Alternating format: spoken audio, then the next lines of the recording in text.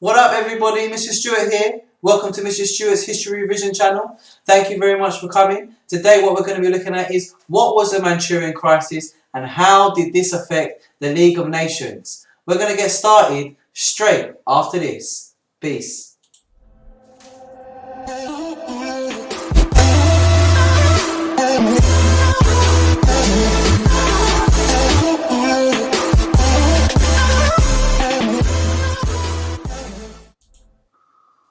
Okay, so what was the Manchurian Crisis and how did this affect the League of Nations? We're going to answer this question in 9 smaller questions that will altogether help you understand the Manchurian Crisis. Now, as you can see, we've got a map there. Japan invades Manchuria 1931. The light pink colour is Manchuria itself, and the dark red colour is Japanese, the Japanese territory. Okay, as you can see, the arrow goes into Manchuria from Japan, invading Manchurian region and taking it over. So, what are the 9 questions? The 9 questions to understand the Manchurian Crisis. They are your 9 questions right there. We're going to go through each one and then we're going to go through the answers for each question, and all together you have to put them together to make your understanding of the Manchurian Crisis. A good thing to do now would be to pause this, get the questions written down so that you can try and test yourself as we go through the answers.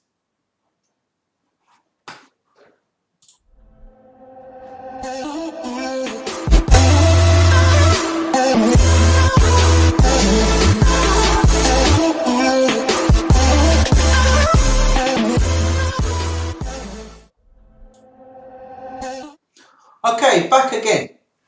Let's get started. So our first question is, Japan invaded Manchuria because China was weak. It was split in 2 by civil war. Between whom?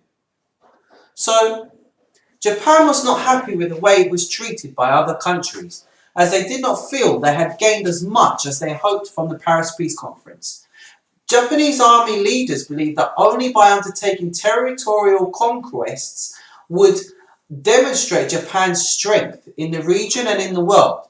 They believed that they were being not taken seriously, and they wanted to show how powerful they were and why they should be taken seriously. Manchuria was a quick and easy target because China was split in 2 by rival warlords who created mini kingdoms. This made it easy for Japan to infiltrate the region and basically abdicate it, which means to take it, to annex it, to take it, make it its own. This was due to the Chinese Revolution in 1911, which overthrew the 6-year-old emperor. The emperor of China was 6 years old. So that's your first question answered. Second question. Japan argued that Manchuria would act as a buffer against who? Buffer basically means a zone, a region of protection. Japanese had basically stationed their army in Manchuria to protect the area of Manchuria that they had gained from the Russians in 1905 in a dispute. In this region, China gave Japan the rights to 4 significant things. Number 1, the Japanese were allowed to mine coal. Number 2, the Japanese were allowed to fish. Number 3, they were allowed to use the area's ports and waterways. And finally, the Japanese were given ownership of the South Manchurian Railway.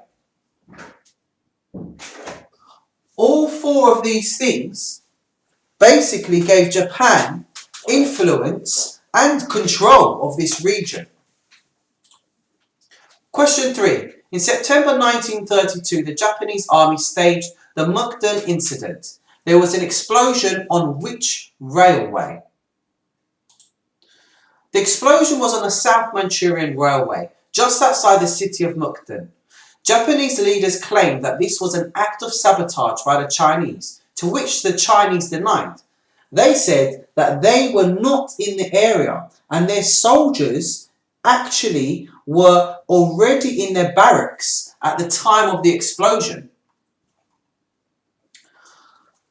In retaliation to the incident in Mukden, the Japanese took full control of the Manchurian region and forced all Chinese armed forces to withdraw from the area. So what was Manchuria renamed as when the Japanese took over the whole region? Manchuria was renamed by the Chinese as Manchuria and put in place a puppet government. That should actually say Manchuria was renamed by the Japanese as Manchuria and put in place a puppet government. So the Japanese renamed Manchuria as Manchuria and put a puppet government in power. A puppet government means a government that is controlled by another country. The Japanese wanted a puppet government because they believed it would enable them to maintain security in the region and would allow them to keep control of the area. So what was the name of the Chinese emperor who was made the Japanese puppet ruler? So the leader of the puppet government was Puyi. He was the last Chinese emperor and was hoped that his leadership would enable the Chinese in the area to accept the Japanese rule of Manchuria. Now don't forget, the Japanese renamed Manchuria Manchukuo. Question 6. Describe the 3 actions that the League of Nations took when China asked it for help. China appealed to the League of Nations to help the League of Nations. China appealed to the League of Nations, and the League of Nations did the following 3 things. Number 1, they instructed Japan to withdraw its troops immediately from Manchuria, to which the Japanese refused. Number 2, the League of Nations sent a commission of inquiry led by the British diplomat Victor Lytton. A diplomat is a representative of a country in another country. His journey by sea took months, and his report, the Lytton Report, was not actually published until October 1932, a full year after the incident had already occurred. It's taken way too long for anything to have been done. So not only have the Japanese decided that they were going to not withdraw from Manchuria, also renamed as Manchukuo, they also stayed there for a year without any intervention from the League of Nations until the Lytton Report, October 1932. Once the report was published, it deemed the League of Nations that Manchuria should be returned to China. So the Lytton Report basically said Japan must return Manchuria back to China. Number 7. What did the Japanese government do with Manchuria? Once the report was published and it was deemed that Japan needed to return Manchuria back to China, the Japanese refused and remained in Manchuria. They've gone against the League of Nations, the organisation that was created to maintain peace across the world. Not only did Japan stay in Manchuria, they also went on to invade further parts of China and China as a whole in 1937. So what year did Japan leave the League of Nations? Japan left the League of Nations in March 1933, once the Lytton Report was published. This weakened the League as Japan was a powerful nation and had significant influence in the Asia region. Without Japan supporting the League of Nations in this region, it was thought that the League of Nations would lose any influence, any power in this area. So question 9, our final question. What was the effect of the Manchurian Crisis on the League of Nations? The League's reaction to Japan was very weak, and without American support, who was Japan's main trading ally, they had little power to do anything to hold Japan to account. Britain was also reluctant to not punish and not push Japan on this issue, as they did not want to affect their own trading influence in Asia.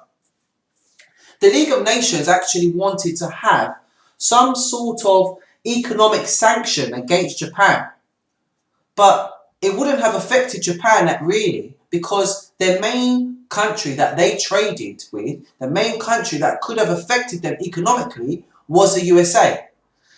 And the USA didn't join the League of Nations because they wanted to remain isolationist, which means they only wanted to focus on their own issues, things that actually affected their own country. And Britain wanted to maintain its trading influences in Asia and believed that if they went against the Japanese, it could cause them some issues in the region. On the whole, the Manchurian Crisis was a failure for the League of Nations. Remember that. On the whole, the Manchurian Crisis was a failure for the League of Nations because it highlighted the fact that it was a powerless organisation that could not prevent an aggressive dictator from invading another country. And that takes us on to the eventual failure, which is allowing Adolf Hitler more encouragement to go against the Treaty of Versailles, to break the Treaty of Versailles, to begin expanding the nation of Germany for Lebensraum, living space for the German people, which would eventually cause the Second World War. Now finally, our plenary. That source there is basically a source that represents the Manchurian Crisis. It's a cartoon drawn in 1933 by David Lowe, and it's called The Doormat. And what it actually shows is a Japanese soldier trampling on the League of Nations while the officials bow down before him. And the British Foreign Secretary, John Simon, powders the League's nose using a face-saving outfit. So that's the gentleman on the right-hand side leaning down. The face-saving outfit is basically a way of trying to protect the League of Nations and basically show that it still has some power despite its failures. They're trying to cover up its failures. The cartoonist is also suggesting that the League has weakly allowed the Japanese to break the covenant of peace that the League of Nations represented and ignored its orders and conquered Manchuria. The cartoon implies that the actions of the League are just attempts to save face, to cover its failures. The cartoon clearly blames the British government in particular for not being tough enough.